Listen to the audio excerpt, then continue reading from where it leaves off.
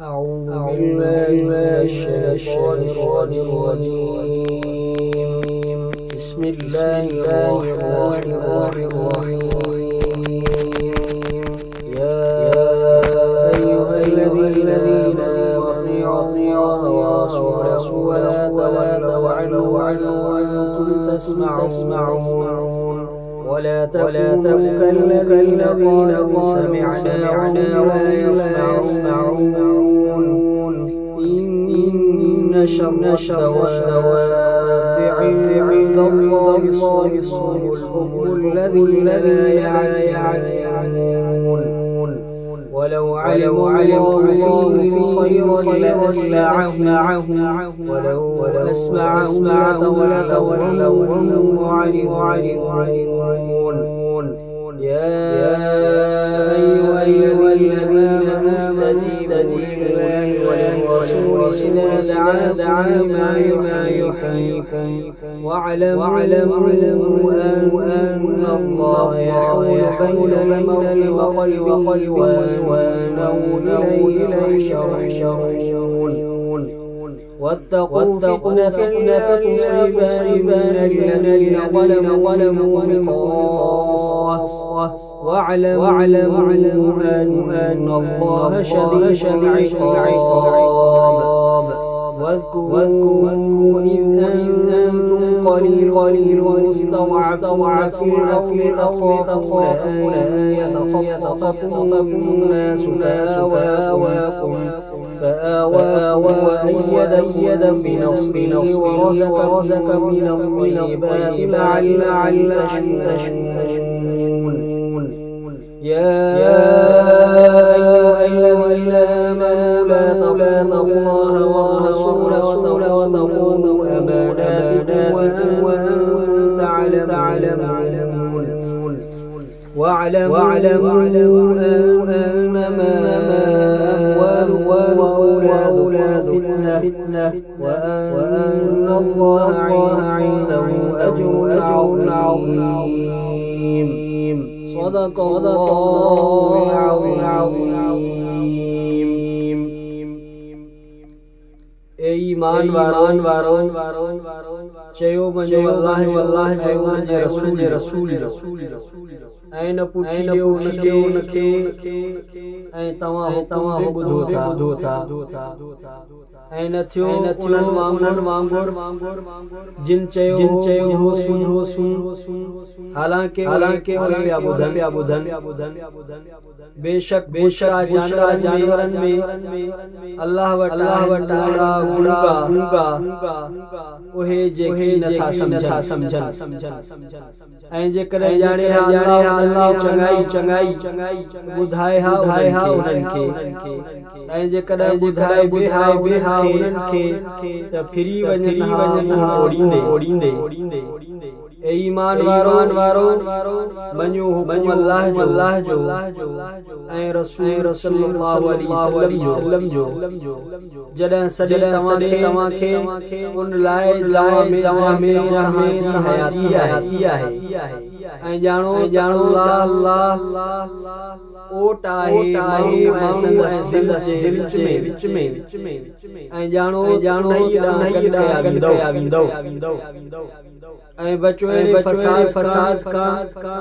जो न पहुचंदो उन्हनि खे जिन जुल्म कयो ख़ास करे ऐं ॼाणो अज़ाब आहे। ऐं याद करियो जॾहिं तव्हां थोरा हुआ कमज़ोर मक्के जे ज़मीन में डिॼंदा हो मतां छटे वञण माण्हू वो अझो ॾिनई अव्हांखे ऐं ताक़त ॾिनई तव्हांखे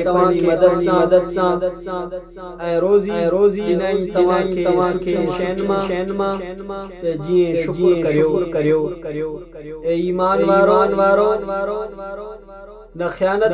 करियो अल्लाह रसूल सां ऐं न ख़यानत करियो पंहिंजी अमानत में ऐं तव्हां ॼाणो था ऐं यकीन करियो बेशक तव्हांजो माल ऐं तव्हांजो अयाल परखा आहे आज़माइश आहे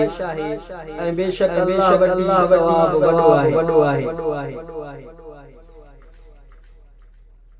सूरतुल अनफाल 9 सिपारो टियों रुकू आयत नंबर 19 खां आयत नंबर 28 ताईं मुकम्मल तिलावत ऐं उन जो तर्जुमो पढ़ियो से अजो के दर्ज जे सिलसिले में जिन तर्जुमन तालो कयो आहे हजरत मौलाना मुरुटी हजरत मौलाना अब्दुल करीम कुरैशी उस्ताद गुलाम मेमून हजरत मखदूम सरवर अल्लामा खान अबड़ू मौलाना मदनी रहमहुल्लाह ताला जुमनवा इस्तिफादो हासिल कंदे ऐं उन्हनि तर्जुमो मुतालो करे उन खां पोइ पेश कयो आहे अंग्रेजी तर्जुमो नोबल कुरान ता जेको लिखियल आहे मुफ्ती मोहम्मद उस्मानी दामा इकबाल जो उन ख़याम में मुतालो कयो आहे अजो के दर्ज जे तफसीर ऐं इन आयात जो शान तफसीर अनवारुल बयान कश्फ इसरारुल कुरान नंबर 2 का पेश कजे तो इन आयात जो शान में तफसीर आहे इन आयत में अल्लाह ताला जल्ल शानु पंहिंजी ऐं रसूल सल्लल्लाहु अलैहि वसल्लम जी फरमाबरदारी जो हुक्म जी तामील करण ऐं बजावी फरमायो आहे अल्लाह सल्लल्लाहु अलैहि वसल्लम जे अहकामात का रूगर्दानी का मना फरमायो आहे अल्लाह सल्लल्लाहु अलैहि वसल्लम अहकामात का रूगर्दानी न करियो हालांकि तहां बुधो भी था उनन काफरन मुनाफिकन जेके बुधन पिया पर कबूलियत वारो न पिया बुधन उनन वांगुर न हुजो बुरे में बुरा जानवर जेके गूंगा ऐं बोड़ा आहिन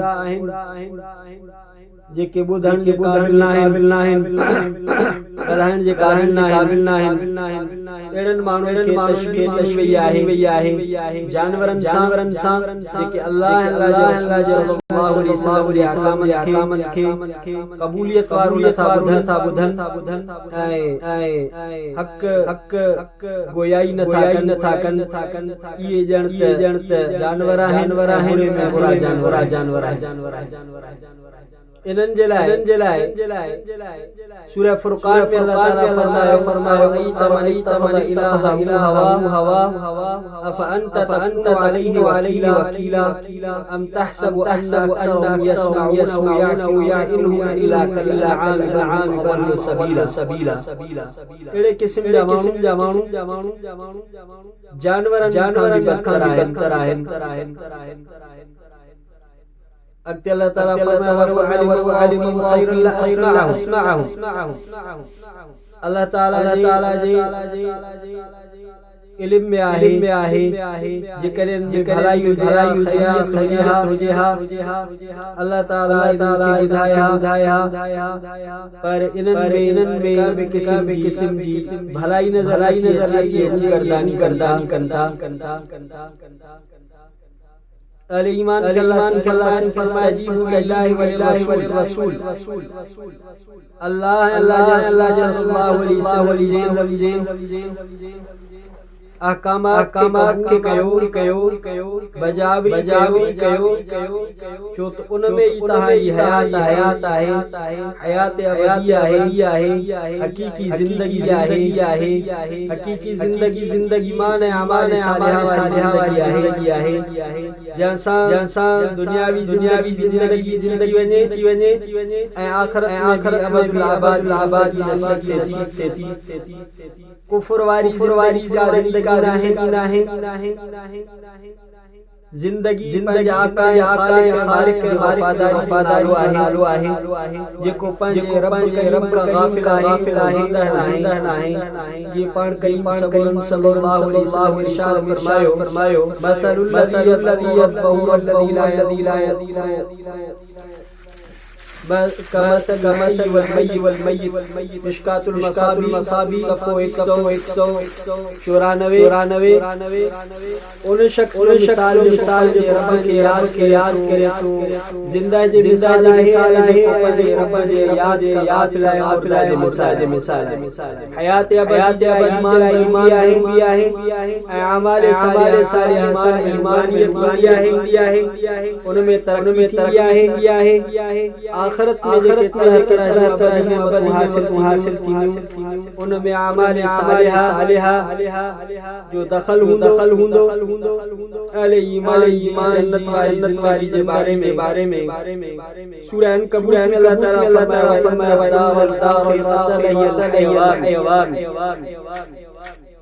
अहले कुफर के बारे में अल्लाह यहया जो उनमें जिंदा मरंदा दर हकीकत अजाब वाली जिंदगी का जिंदगी ना है वालमू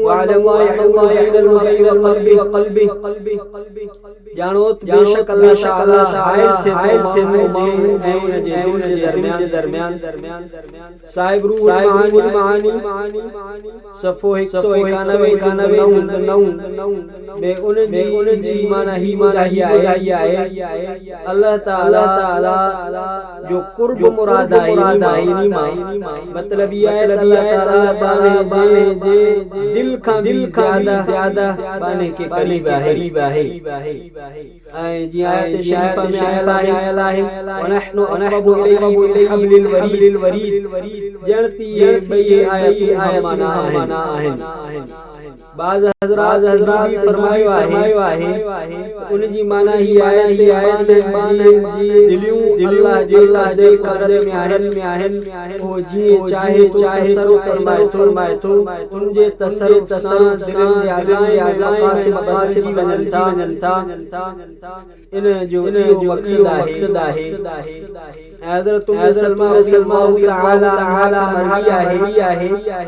रसूलुल्लाह सल्लल्लाहु अलैहि वसल्लम होया या मुक़ल्लिबल क़ल्बि अला दीनिक पान करीम सल्लल्लाहु अलैहि वसल्लम या दुआ भी पढ़ंदा होया वत्तकू फितनतन ला तुसिबन वलकीन खासा इन आयत में यो बुधायो क्षण सां जे अज़ाब अचे थो वो सिर्फ उन्हनि माण्हुनि दी नथो रहे जिन्हनि गुनाह कया बल्कि माण्हुनि खे भी उनरा करे थो चले हदीस शरीफ में मालूम बिल मारूफ ऐं नही अन छड़ण जे करे गुनाहगार भी आहे उहे माण्हू मुब्तला आहिनि जेके गुनाह के हूंदा आहिनि जिन जे करे अज़ाब आयो पर चूंकि उन्हनि माण्हुनि गुनाह फरीज़ो अदा न कयो ऐं पंहिंजी नेकी में लॻा रहिया गुनाह रोकियो इन करे माण्हू अज़ाब ईंदा आहिनि नहीं हज़रत जरीर बिन अब्दुल्लाह फरमायो कहीं भी माण्हू हुजे रोकण ते कुदरत रखनि था उनखे नथा रोकनि उन्हनि खे मौत खां अल्लाह ताला अज़ाब मोकिलींदो। या मिशकातुल मसाबी सफ़ो नंबर 437 ते हदीस आहे। ॿीकड़ी हदीस पाक अचे थी हज़रत नुअमान बिन बशीर रज़ियल्लाहु तआला का रिवायत है रसूलुल्लाह सल्लल्लाहु अलैहि वसल्लम फरमायो गुनाह में गुनाह थींदे ॾिसंदड़ मिसाल इहा है हिकिड़ी बेड़ी हुजे तबका हुजन ऐं उन्हनि कोन जी करे पाण में हुजे कहिड़ा माण्हू हिस्से में जगह वठंदा जरा पंहिंजे में वेही वञनि पोइ जेके माण्हू हेठे हिस्से में पाणी जरा मथे वञनि वारा उन्हनि जे अचण सां तकलीफ़ महसूस कनि था जरा हेठों वारा के माण्हू असांजे अचण सां महसूस कनि था उन्हनि हिकिड़ी कुहाड़ी ऐं उन बेड़ी में सोरा करण लगन मथों वारा अचने उन्हनि खे छा था कयो उन्हनि जवाब ॾिनो असांखे असां मथे अचूं था महसूस कयो था लिहाज़ा भरींदासीं हाणे जेकॾहिं मथों वारा हेठि माण्हुनि खे रोकींदा ऐं इन्हनि हेठि मां राख कयो पोइ हेठियां बि ॿुॾंदा मथियां बि ॿुॾंदा पर जेकर रोकियो हेठियां बि बची वेंदा त गुनाह कंदड़नि खे जेकॾहिं रोकींदा अदा कयो वेंदो त पोइ रोकींदड़ बि बची वेंदा ऐं जेके मुब्तला आहिनि बची वेंदा। इहा रिवायत बुखारी शरीफ नंबर 341 या सफ़ो 969 नंबर 2 अमर बिल मारूफ नही अनिल मुनकर करण जरूरी आहे। हिकिड़ी ॿी हदीस पाक में अचे थो रज़ियल्लाहु ताला का रिवायत फरमायो कसम आहे ज़ात जी कब्ज़े जान आहे अमर बिल मारूफ नही कंदा रहो वरना अल्लाह ताला तव्हां ते पाण वटो अज़ाब मोकिलींदो उन खां दुआ घुरंदो कंदो इहा रिवायत शरीफ मौजूद आहे। बाज़ हज़रात ने फरमायो आहे इन में फितने जो ज़िक्र आहे जेको तर्क जिहाद अवाम खवास पंहिंजे लाइ वठी छॾींदो ऐं वजह उनजी आहे शाइर हिफ़ाज़त ऐं आमतुल हिफ़ाज़त जिहाद रखण में आहे मुस्लमाननि ते किफ़ायत कंदा रहनि अगरचे काफ़िर हमला हुजन ऐं जेकॾहिं हमला थी वञनि कोई गुंजाइश कई के जिहाद रहण आहे जिहाद जारी करे दुश्मन खे आगे वधण जी दी आहे ऐं जॾहिं दुश्मन अॻिते अची वेंदो आहे ॿारनि हिफ़ाज़त मुश्किल आहे लिहाज़ा जिहाद जारी वञे ऐं उन खां मोड़जे वरना अवाम खवास में मुसीबत दाखिल थी पवंदी। हज़रत अबू बकर सिद्दीक़ ताला का रिवायत है फरमायो जेका भी जिहाद छॾींदी अल्लाह ताला अज़ाब मोकिलींदो उन खां पोइ अल्लाह ताला मुसलमाननि खे पंहिंजे हिकिड़ो इनाम यादि ॾियारे थो वज़कुरू इज़ अंतुम क़लीलुन मुस्तज़अफ़ून फ़िल अर्ज़ उन ॾींहुं खे तव्हां यादि कयो जंहिं वक़्तु तव्हां ज़मीन थोरा हुयो कमज़ोर हुयो ऐं तव्हां इहो ख़ौफ़ पिया कयो माण्हू तव्हांखे झटे वञनि पोइ अल्लाह ताला तव्हांजी हिफ़ाज़त कई तव्हांखे रिज़्क़ हलाल अता फरमाई अल्लाह ताला तव्हांजी मदद हाल फरमाई आखिरी आयत जो शान तरह आहे दुरेमन सफ़ो नंबर 178 नंबर 3 में हज़रत जाबिर बिन अब्दुल्लाह ताला अनोखा चलायत सुफयान मक्यान रवानगी थई हज़रत जिब्रील अलैहिस्सलाम ॿुधायो त अबू सुलाम जगह ते आहे लिहाज़ा निकरो ऐं उन ॻाल्हि खे पोशीदा रखो पर बाज़ मुनाफ़िक़न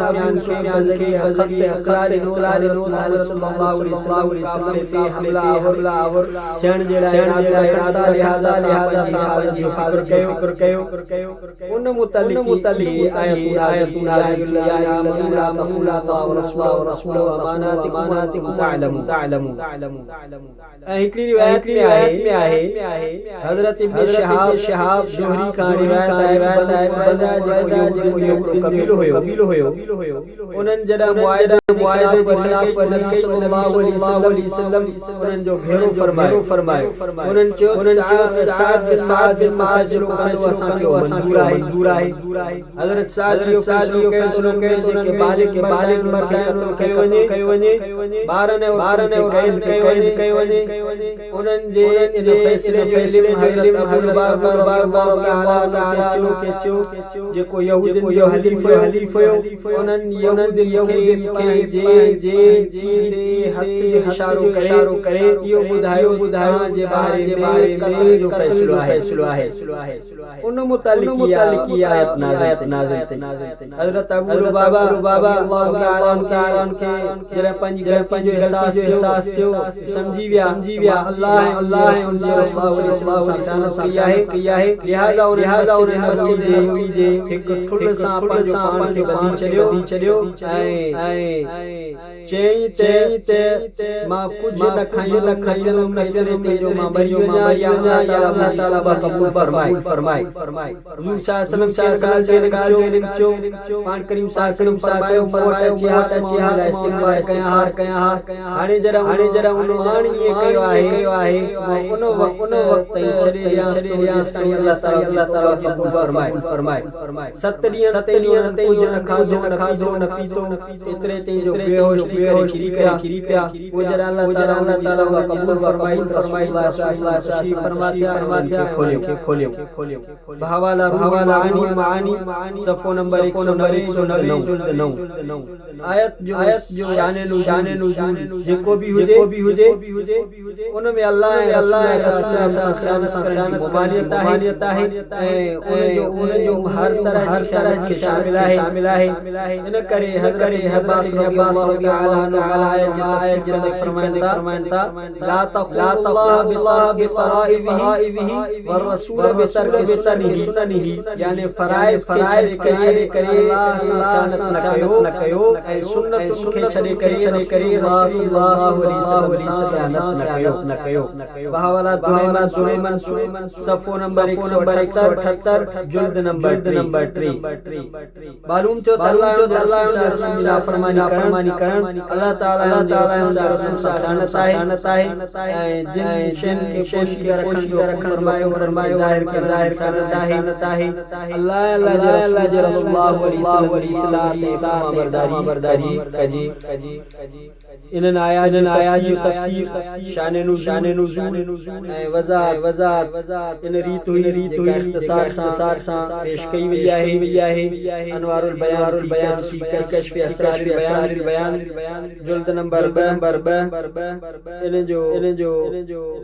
लिखंदड़ मुहक़्क़िक़ मौलाना आशिक़ इलाही मुहाजिर मदनी रहमतुल्लाह अजो के तफसीर जे सिलसिले में के तफासिर मुताहिर रहा तफसीरुल कुरान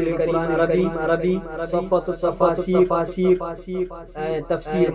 माजिदी तफसीर मजहरी गुलदस्ता तफसीर तफसीर मदारिक तफसीर कबीर तफसीर खाजिन तफसीर मारिफुल